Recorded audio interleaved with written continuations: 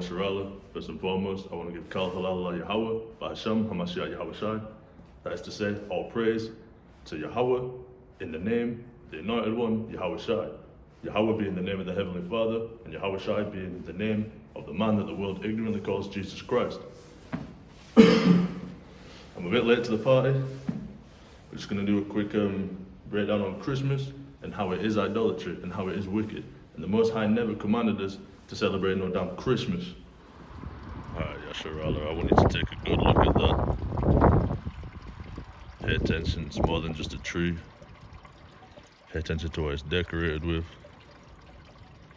The silver and the gold. How it's had to be fastened down so that it doesn't move. It's not growing out of the ground, obviously. So they had to fasten it down. They've decorated it, they've decked it, even. So pay attention to that. Ironically enough, just up the road. Hold up. Oh, that bit's just. Oh, no, it's right there. Look at that damn Methodist chapel. Yeah, just pay attention to that. And another thing that I want you to keep in mind is that the first Christmas was reportedly around, it's after 300 AD, the 4th century AD, 300 AD. The book of Jeremiah was probably written around 605 BC, a long time before the first Christmas. So, we're gonna start Jeremiah. You already know. We're gonna start with Jeremiah chapter 10. Jeremiah chapter 10. Most High never commanded us to celebrate Christmas, man. No way. In no way, shape, or form. It's idolatry. I'm gonna break this down real quick.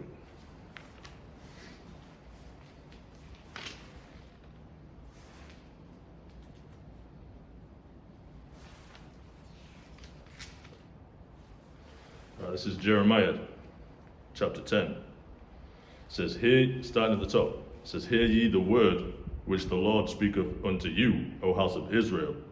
Thus saith the Lord, learn not the way of the heathen." All right, so he's telling us not to learn the way of the heathen. Don't learn the things that they do. Don't learn to take part in that. It says, "For the customs of the people are vain." All right, which means the customs, the things that they do, the things that they regularly do, the customs that they have are vain, which means pointless. They're useless. There's no reason to do them. It's pointless. All right, it says, "For one cutteth a tree out of the forest, the work of the hands of the workman with the axe." All right, so one cuts a tree out of a forest. It says, "They deck it with silver and with gold. They fasten it with nails and with hammers, that it move not." All right, now remember what I said a moment ago about they deck it with silver and gold, and they fasten it with hammers so it doesn't move. That is a Christmas tree. Jeremiah was written before Hamashayach came. The first Christmas was after Hamashayach came, but the custom actually goes back to Babylon, I believe. So, "They are upright as the palm tree, but speak not. They must needs be borne," which means they must be carried, "because they cannot go. Be not afraid of them, for they cannot do evil, neither also is it in them to do good."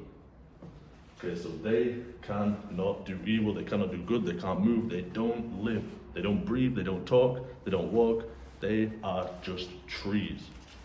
All right? So you are making an idol god out of that tree, and I'm about to show you exactly how. Let's go to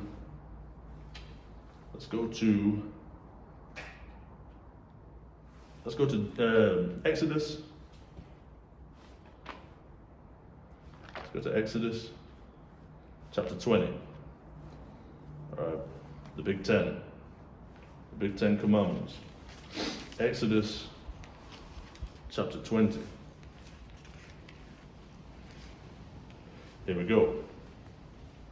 And God spake, starting at the top, and God spake all these words, saying, I am the Lord thy God, which have brought thee out of the land of Egypt, out of the house of bondage. Thou shalt have no other gods before me. So you can't have other gods before the Most High. God's going into powers, into authorities. You cannot have that before the Most High. Judges, it goes into a lot of things. All right? Who you serve, who you dedicate your life and everything, every fiber of your being to, you cannot have any other than the Most High. All right? Verse 4, thou shalt not make unto thee any graven image or any likeness of anything that is in heaven above, or that is in the earth beneath, or that is in the water under the earth.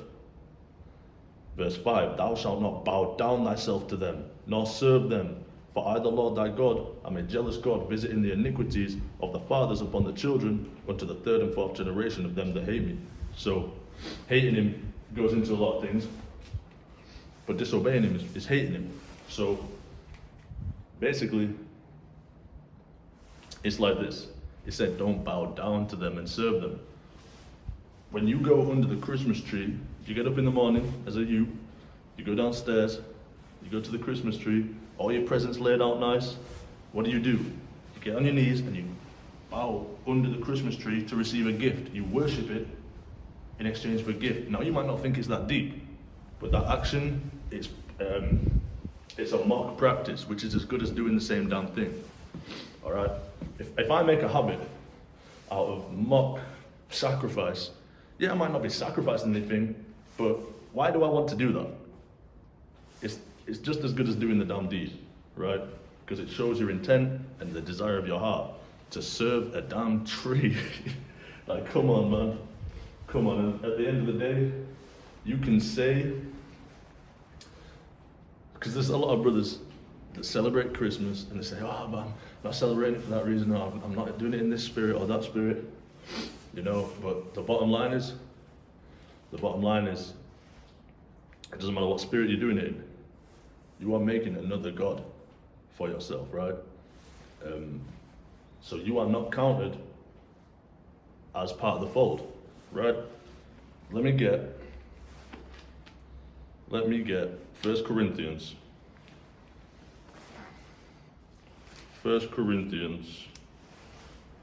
chapter 12, and starting from the top. 1 Corinthians, I'm in 2 Corinthians, hold up. 1 Corinthians chapter 12, starting from the top. Now, concerning spiritual gifts, brethren, I would not have you ignorant. Ye know that ye were Gentiles, carried away unto these dumb idols, even as ye were led. So when you're in idolatry, not serving the Most High, worshipping other gods, when you're in idolatry, you are counted as a Gentile. You're not part of the fold. So it doesn't matter what spirit you're doing it in, what reason, I'm not doing it for this, I'm not doing it for that. If you celebrate Christmas, you're not part of the fold. Simple as that. It's idolatry. I don't care how you paint it. So don't celebrate Christmas. I'm sick of this damn holiday. Or Hello Day, as we call it. It's not no holy day. It's not a holy day whatsoever. Alright. So, the thing with the Christmas tree and worshipping it, to receive a gift, all these things have to be orchestrated by man's hands. It said they can't go. They have to be born. They have to be carried. They can't go. They can't do good. They can't do evil. They can't speak. They can't do anything. So these gifts that you receive when you bow down to the Christmas tree, it has to be orchestrated. Someone has to plant them there. You can't do it by itself. It's not a God, which leads me perfectly to what I want to read concerning idol gods. Let's get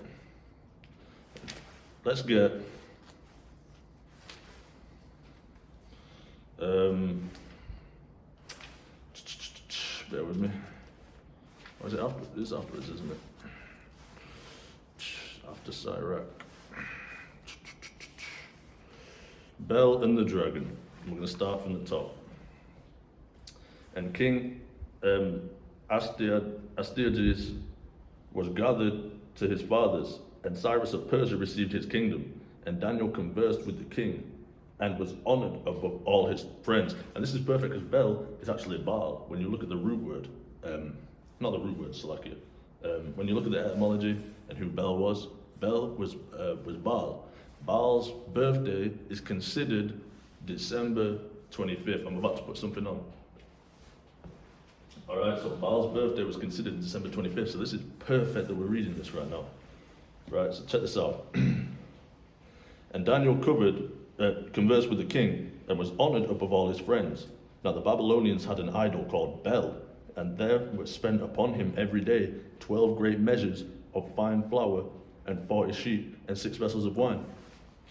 Brother, did I not say that this custom went back to Babylon? Come on now. Come on now. And the king worshipped it and went daily to adore it. But Daniel worshipped his own God, and the king said unto him, Why dost not thou worship Bel? Who answered and said, Because I may not worship idols made with hands, but the living God, who hath created the heaven and the earth, and hath sovereignty over all flesh. Then said the king unto him, Thinkest thou not that Bel is a living God? Seest thou not how much he eateth and drinketh every day? They had this man fooled. He was really thinking that his idol God was eating and drinking these offerings, right? And we're about to break it down, right? Then Daniel smiled and said, O king, be not deceived, for this is but clay within and brass without, and did never eat or drink anything. So the king was wroth, and called for his priests, and said unto them, If ye tell me not who this is, the devourer of these expenses, ye shall die. So he threatened his servants. You said, if you don't tell me who's doing this, you don't fess up, you're gonna die. Right? But if ye can certify me that Bel devoureth them, okay, so prove to me that Bel is the one that's consuming them, then Daniel shall die, for he hath spoken blasphemy against Bel. And Daniel said unto the king, Let it be according to thy word. Now the priests of Bel were 70, beside their wives and children. And the king went with Daniel into the temple of Bel. So Bel's priest said, Lo, we go out. But thou, O king, set on the meat, and make ready the wine, and shut the door fast, and seal it with thine own signet. So even his servants, they were getting crafty. They said, you know what? We'll set everything out. We'll get it out all as it is usually. We'll give him the food and the drink. Set your seal upon the door, right? Set your seal, so he'll put a certain seal on. If that seal is broken in the morning, someone's obviously entered. But if it's not, then nobody has gone in. The door's not been opened, right? And tomorrow, when thou comest in, if thou findest not that Bel hath eaten up all, we will suffer death, or else Daniel that speaketh falsely against us. And they little regarded it, for under the table, so they weren't bothered. They were like, you know, they didn't really regard it. For under the table they had made a privy entrance, whereby they entered in continually and consumed those things. So they were sneaking in under a table through like some sort of trapdoor they made, some private entrance. They were going in and they were consuming it, even with the signet on the door. So the seal's not been broken. As far as the king's concerned, in the morning, nobody went in there. So Bel must have eaten and drank those things, right? Check this out. So when they were gone forth, the king set meats before Bel. Now Daniel had commanded his servants to bring ashes, and those they strewed throughout all the temple in the presence of the king alone. So they brought the king in, and they put ashes. You know, you could imagine like flour or any kind of dust, just something to cover the floor, right? Some kind of dust, ashes, whatever, to cover the floor. Dirt, no matter what it is, something that will leave a footprint. And they did it only in the presence of the king. The servants did not know about this. Then went they out and shut the door and sealed it with the king's signet, and so departed. Now in the night came the priests with their wives and children, as they were wont to do, and did eat and drink up all. In the morning, betime, the king arose, and Daniel with him. And the king said, Daniel, are the seals whole? And he said, Yea, O king, they be whole. And as soon as he had opened the door, the king looked upon the table and cried with a loud voice, Great art thou, O Bel, and with thee is no deceit at all. Then laughed Daniel, and held the king that he should not go in, and said, Behold, now the pavement, and mark well whose footsteps are these. Okay, so he said, don't step in, don't tamper with this. You're thinking the belly and drunk all that, look at the floor. Check the footprints and mark it. Remember these footprints, right? And the king said, I see the footprints of men, women, and children. And then the king was angry, and took the priests with their wives and children, who shewed him the privy doors, where they came in, and consumed such things as were upon the table. Therefore the king slew them, and delivered Bel into Daniel's power, who destroyed him and his temple. And in that same place there was a great dragon. Okay, we're done with that now. We're done with that. So, basically, Daniel being a wise man, he managed to expose Bel as an idol, right? And then they destroyed Bel the idol. So, okay, I'm just stitching this in afterwards. I know for you it won't be afterwards, it'll be during, but I just finished up the lesson, but halal, Yahawah, sham, Hamashayach, Yahawashi. I just remembered, I was going to mention Deuteronomy chapter 12. Right, Deuteronomy chapter 12, verse 1. These are the statutes and judgments which ye shall observe to do in the land which the Lord God of thy fathers giveth thee to possess it all the days that ye live upon the earth. Ye shall utterly destroy all the places wherein the nations which ye shall possess served their gods, upon the high mountains and upon the hills and under every green tree. And ye shall overthrow their altars and break their pillars and burn their groves with fire, and ye shall hew down the graven images of their gods, and destroy the names of them out of that place. All right? Ye shall not do so unto the Lord your God. The men that were doing trickery, they died, but the point being, these idols cannot do anything. They can't do anything. They have to have things done for them because they are not living gods. But our God does things. So I'm going to take us over to Joshua 24, and I'm going to start at verse 13. It says, And I have given you a land for which ye did not labor, and cities which ye built not, and ye dwell in them. Of the vineyards and olive yards which ye planted not do ye eat.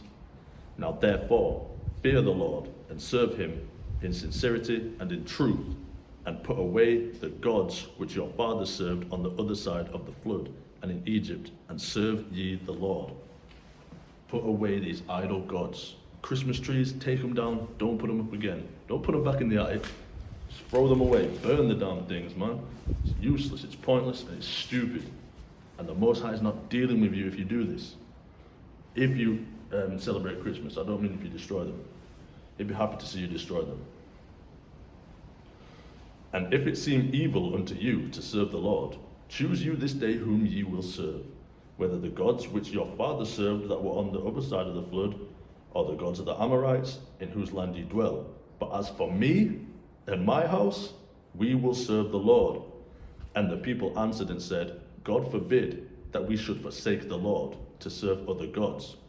For the Lord our God, he it is that brought us up and our fathers out of the land of Egypt from the house of bondage, and which did those great signs in our sight, and preserved us in all the way wherein we went, and among all the people through whom we passed. We saw the Most High work.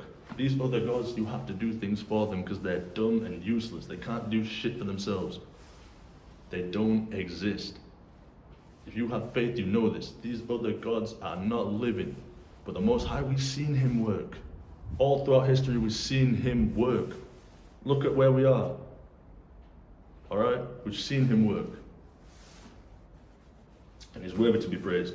So with that, forget about Christmas, forget about Easter, forget about Valentine's Day, forget about all these crap holidays that don't mean anything. and start serving the Most High and celebrating His holy days, the holy days that He gave to us that have meaning. Passover is when He delivered us from Egypt. All right? Feast of Dedication, when He gave us back the temple and we booted Zeus out of there. Dumb idol God. How about, come on, let's spitball. How about destruction of Nineveh? All right? How about we bring out Feast of Tabernacles? That's a brilliant one. Celebrating our journeys. All right? There's just so many great holidays that have meaning. What the hell does Christmas mean? What the hell does Christmas mean? It doesn't mean a thing. Forget about Christmas. Forget about Christmas, man. Forget about all these dumb holidays. And with that, I'm going to say, Kal halal, la Yahawah, ba sham, Hamashayach, Yahawashi, Shalom Yasharallah.